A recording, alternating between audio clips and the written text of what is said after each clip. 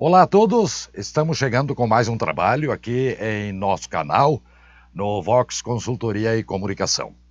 E como inicialmente nós começamos a falar sobre a administração pública, e este é um assunto bastante extenso e muito complexo, a gente vai fazendo em partes para facilitar o seu entendimento. É claro que eu gostaria de dar sequência hoje, mas eu vou deixar para um próximo dia, porque hoje eu quero falar sobre pessoas. Não propriamente sobre a gestão de pessoas, mas sim da própria pessoa do ser humano. Eu quero falar dos costumes, quero falar da cultura, falar sobre educação, sobre conhecimento, sobre aprendizado, mudanças que estão sendo implementadas, no caso no ensino médio, que seria o segundo grau, algumas mudanças que estão sendo feitas em nossa política nacional, na própria educação, mudanças políticas que estão querendo ser feitas para que o futuro candidato só seja preso antes de 8 meses das eleições. Quer dizer, alguém deve estar se protegendo e protegendo alguém, porque não é possível que chegar de uma hora para outra, implantar uma lei e empurrar a goela abaixo do povo brasileiro, isso tem que aceitar. Então, quer dizer, é aquela cultura que vem já de longa data, que sempre se quer tirar proveito de alguma coisa. Vamos exemplificar. A corrupção hoje está correndo solta no Brasil, é uma coisa absurda até. O que a gente assiste em noticiários, pela TV, o que se ouve em rádio, o que se lê em jornais, em revistas, em blogs, em sites, é um absurdo a quantia de corrupção que tem. Mas eu te pergunto, essa cultura vem de onde? De Brasília, agora? Essa cultura vem do Estado? Não. Essa cultura vem da sociedade? Vem, mas uma sociedade menor.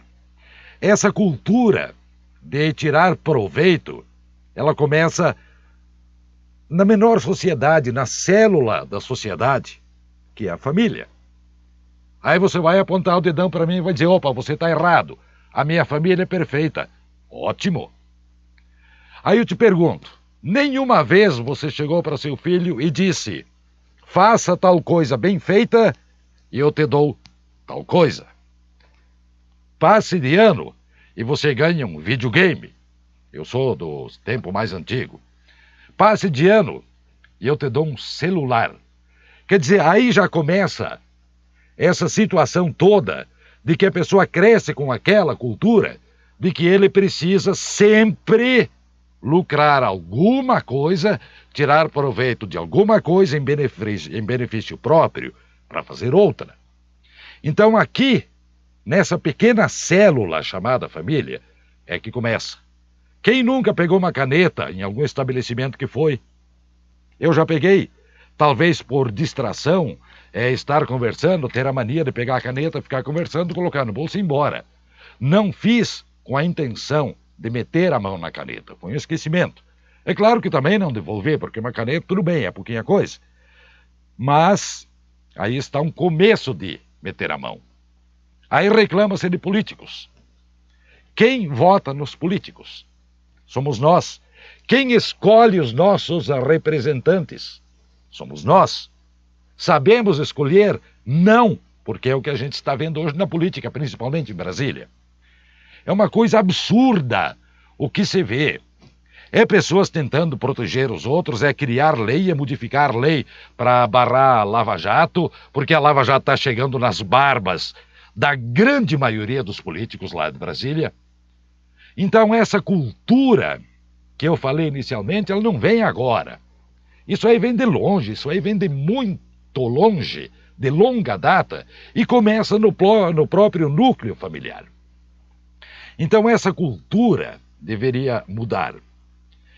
E falando-se em cultura, é claro que dentro da empresa, dentro da organização pública também se tem lá as suas culturas e os seus costumes, e quem entra deve se adaptar a isso. Fala-se em cultura para citar um exemplo. Se vem uma pessoa do Nordeste para o Rio Grande do Sul, ele vai lá se deparar com os gaúchos, com as danças típicas lá do Rio Grande do Sul, com o churrasco, com toda aquela cultura que já vem de longa data, os costumes que vêm de longa data. Se uma pessoa do Sul vai para o Nordeste, ele vai ter que se acostumar também com a cultura lá existente. Na empresa é a mesma coisa. A partir do momento que você entra na empresa ou no órgão público, você vai ter que se adaptar àquilo que está rolando ali. Por quê? Porque cada empresa, cada estabelecimento público tem as suas regras. E as regras foram feitas para serem cumpridas. Então, deve haver essa adaptação, essa mudança na cultura, nos costumes das pessoas. Às vezes, eu acho que eu sou um pouco resistente às mudanças. Eu demoro até para mudar, mas eu mudo. Vou citar um exemplo. Eu comecei com esse, há tempo atrás. Posteriormente, mudei para esse.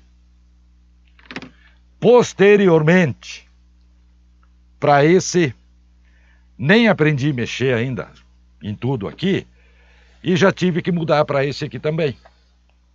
Então, quer dizer, a gente é um pouco resistente a mudanças, à cultura, às inovações. Às vezes sim, mas a gente tem que se adaptar porque as mudanças vêm e vêm rápido. E nós temos que tentar, pelo menos, acompanhar.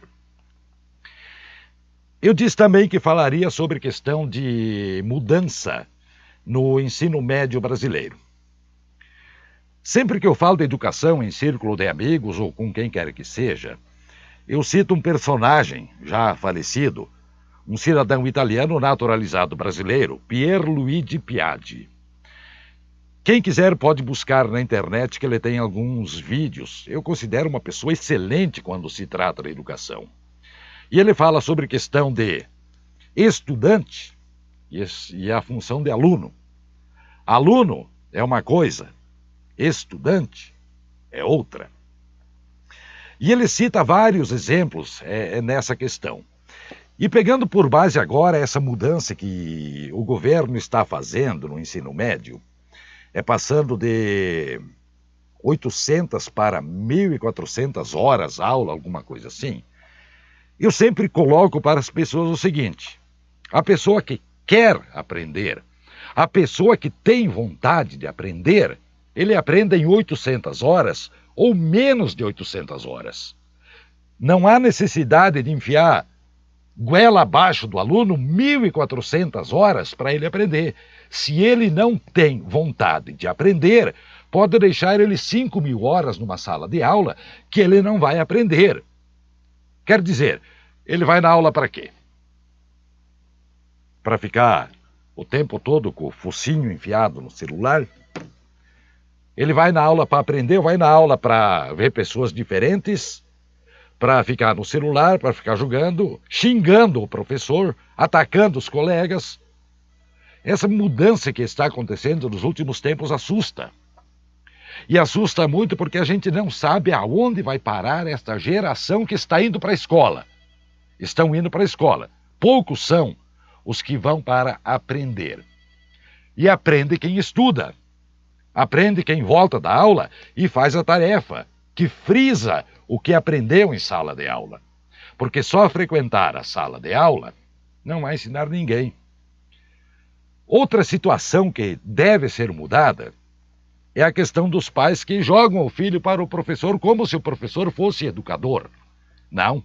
A educação, todos sabem, a educação vem de casa. É aqui na casa que você ensina o seu filho, é aqui na casa que você educa o seu filho quando ele dá os primeiros passos. Não adianta jogar para o professor é apenas uma pessoa que transmite conhecimento. Ele vai levar o conhecimento que ele tem, embora alguns não tenham tanta capacidade assim, como a gente observa ultimamente. Ele vai passar o conhecimento que ele tem para o aluno. Vamos falar para o estudante, vamos falar para aquele que tem vontade de aprender. Mas aí o que acontece? Em casa o moleque ou a moleca fazem o que querem, os papais passam a mão na cabeça, aí o professor chama a atenção, pronto! Já chamam para a diretoria o professor, já executam o professor, porque o aluno não pode isso, não pode aquilo. Ora, convenhamos, Essa mudança do Estatuto do Adolescente e da Criança, que foi implantado lá na década de 90, 91, 92, alguma coisa assim, acabou estragando essa geração. É lamentável, mas infelizmente essa cultura que está implantada, que está enraigada na família, no povo propriamente dito, na comunidade propriamente dito, precisa mudar. E deve mudar, porque senão a gente está caminhando para um abismo. Então é uma situação bastante delicada essa que estamos vivendo hoje, principalmente na política, em sala de aula. Eu até gostaria de citar, na época que a gente fez a faculdade de administração pública, existia aqueles fóruns para debates, troca de ideias, assuntos polêmicos que a gente levantava de vez em quando. Quem me conhece sabe que eu sempre polemizava alguma coisa, porque eu penso que toda unanimidade é burra. Se você concorda com tudo, vai continuar como está. Não que eu seja do contra, mas se eu via que tinha alguma coisa que podia ser melhorada, ou uma outra questão poderia ser levantada, eu polemizava mesmo, e o pessoal que me conhece sabe que eu sou assim. Na época, existiam os fóruns de debates desses assuntos, então as pessoas deveriam participar, alguns professores, inclusive, eles estipulavam que se deveria participar 3 vezes no fórum durante a semana. Alguns 2 vezes, alguns deixavam livre, participava quem queria.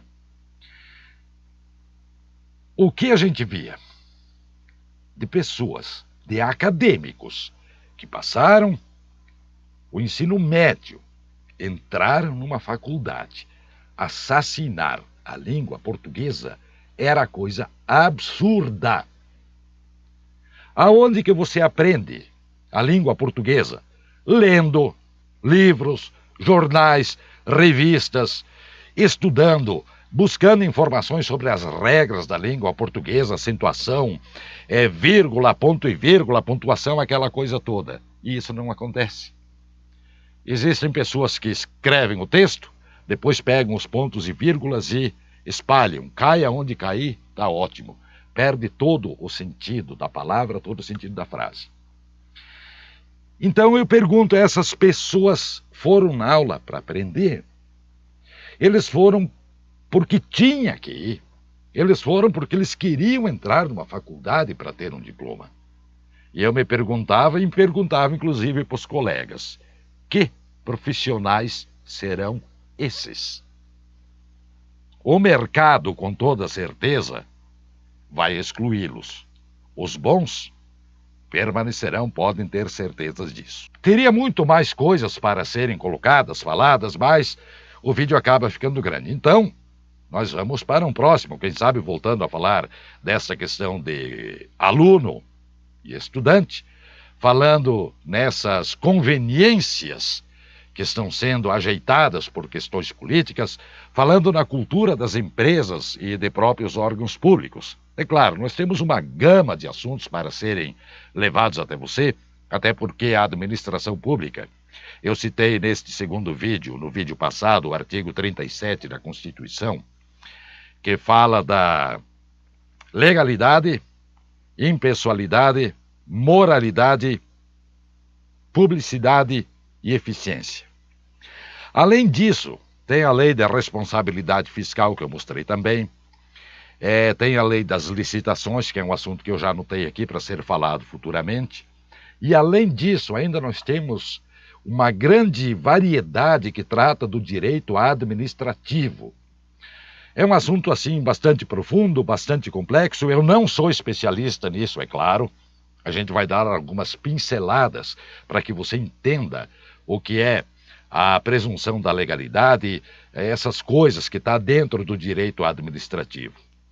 Então, com o tempo a gente vai colocando, e eu volto a dizer, aceitamos a sua sugestão, aceitamos a sua crítica, aceitamos que você abra um debate no nosso canal aqui, comente, solicite, converse com a gente, exponha as suas ideias para que a gente possa debater e chegar aí a um denominador comum ou então próximo disso. Tá certo? Conto com vocês e até o próximo vídeo.